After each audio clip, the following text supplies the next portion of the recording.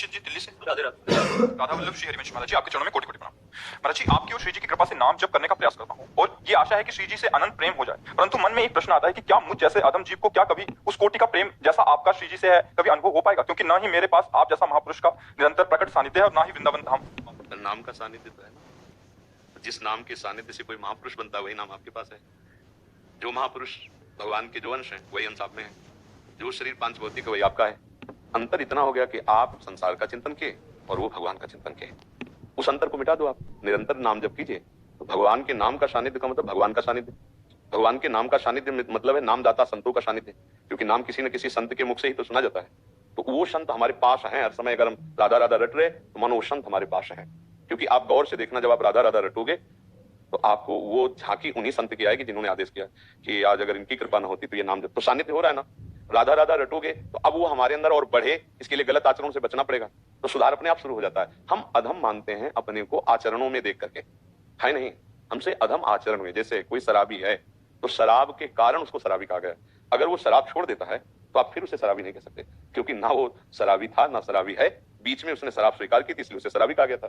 समझ रहे ना? ऐसे ही हम अधम आचरण करते हैं तो हम अंदर से सोचते हैं कि हम अधम हैं, हमारा कल्याण कैसे हो सकता है। लेकिन जब नाम जब करेंगे और अधम आचरण छोड़ देंगे तो हम वैसे ही हो जाएंगे जैसे महापुरुष हैं, हो जाएंगे ना। अच्छा, एक तो ये सिद्धांत हुआ करने का और दूसरे का कृपा का।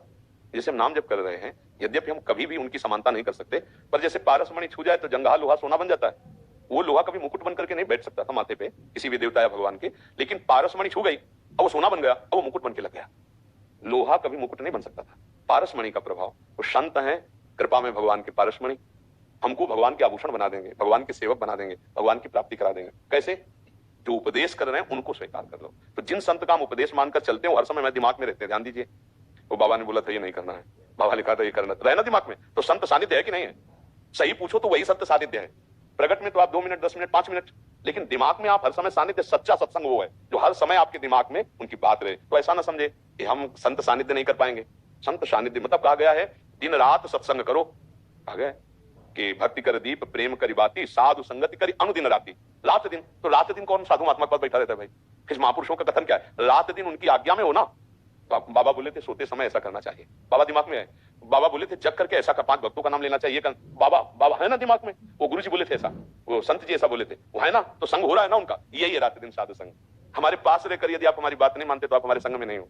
दूर रहकर हमारी बात मानते तो तुम्हें समझ में आएगा कि आज समय हमें, और फिर कभी कभी स्वप्न में दिखाई देने लगेंगे, और कभी कभी बैठे बैठे आपको लगेगा कि मानो बाबा हमारे को उपदेश कर रहे हैं। तन्मयता हो जाए ना तो ये भी अनुभव होने लगेगा। बैठे बैठे दिमाग एकदम बिल्कुल घसीट गया, मानो आप उन्हीं से बात कर रहे हैं। देख लो बाबा आपने कहा था हम प्रयास तो कर रहे हैं लेकिन सफल नहीं हो पा रहे, और सामने बात कर रहे हो, ऐसा लग रहा है कि आप बाबा से बात कर रहे हैं, लगेगा ना, ये सानिध्य है। ऐसा ही धीरे धीरे भाव बढ़ता चला जाता है। तो आप ऐसा उसे नकारात्मक भाव में न ले, मुझे ऐसा कैसे हो सकता है, नहीं। और आपको सच्ची बताएं, जैसे स्वप्न में हमने 1000 कत्ल किए तो जगने पर हमें कोई सजा मिलेगी क्या? ऐसे ही हमसे अज्ञान में पाप हो गए, अब हम धीरे धीरे जाग रहे हैं ज्ञान में, वो सब भस्म हो जाएंगे। पक्का मान लो हमारी बात, वो सब भस्म हो जाएंगे। अब आगे हमसे जाग कर गलती होगी तो फिर केस लागू हो जाएगा, है भाई। अब जग का अब लो नशानी, अब ना सही हो, अब इसमें सावधान हो जाए। तो अच्छे बच्चे हो, भगवान की बड़ी कृपा की इस अवस्था में आप अध्यात्म को समझना चाहते हैं, भगवान के मार्ग में चलना चाहते हैं, नाम जप करते हैं, तो आप ये हे भाव तो छोड़ ही दें कि हमको सानिध्य नहीं प्राप्त है। प्राप्त है ना। देखो सामने बैठे हो तो बिन हरि कृपा मिले नहीं संता, भगवान ने कृपा की ना। और भाव में भी है, जो बात आप सुन रहे हो ये व्यर्थ नहीं जाएगी, क्योंकि धाम में बैठ के सुन रहे हो और सच्ची मानेगा। ये केवल आपके कल्याण के लिए ही श्री जी सुनवा रहे हैं। ना हमारे शरीर की सामर्थ्य है और हमारी बुद्धि की सामर्थ्य है, दोनों से असमर्थ होने पर भी भगवान जो आपको सुनवा रहे हैं तो ये व्यर्थ नहीं जाने वाला। ये आपके अंदर घुसकर शब्द और आपको पवित्र करेगा और आपको बढ़ाएगा। यदि थोड़ी भी श्रद्धा है तो परिवर्तन करके रहेगा, निश्चित परिवर्तन करके रहेगा। यदि हम कोई स्वार्थ बुद्धि रखकर आपको उपदेश करें तो उसमें वो शब्द में वो पावर नहीं होगा कि आपका परिवर्तन हो जाए। यदि आपके परिवर्तन के ही लिए सिर्फ बोला जा रहा है तो वो आपका परिवर्तन करके ही रहेगा शब्द, वो आज नहीं तो कल निश्चित, वो व्यर्थ नहीं जाए। अमोघश्च महासंगस्तु दुर्लभ हो अगम्यो अमोघश्च, निश्चित भगवत प्राप्ति होती है। जो एक क्षण महापुरुष की बात मान ले तो परिवर्तन जीवन का शुरू हो जाता है ना। तो आप ये निरंतर सोचो कि मुझे संतों का सानिध्य प्राप्त हो गया है। ऐसा ना सोचो कि मुझे कभी जीवन में दोबारा ना मिलो हमसे, और हमारी बात मानते रहो। अगर आगे का रास्ता ना खुलता जाए तो बताना, पूछने की जरूरत नहीं पड़ेगी, रास्ता आपको दिखाई देता चला जाएगा। ये टार्च है, तुम्हें लग रहा है बहुत छोटी सी है, राधा, ये टार्च आपको सच्चिदानंद में स्थित कर देगी, तुम्हारे मार्ग को प्रकाशित करती चली जाएगी। एक एक कदम आपको प्रकाश मिल रहा है तो मंजिल आपको प्राप्त हो जाएगी। ऐसा नहीं कि हाइलोजन जैसा हो कि पूरा ऐसा कुछ हो कि एक बार में रास्ता दिखाई, ऐसा नहीं। एक एक कदम सिर्फ दिखाई देगा, क्योंकि अगर तुम्हें दूरी दिखाई गई तो हार जाओगे।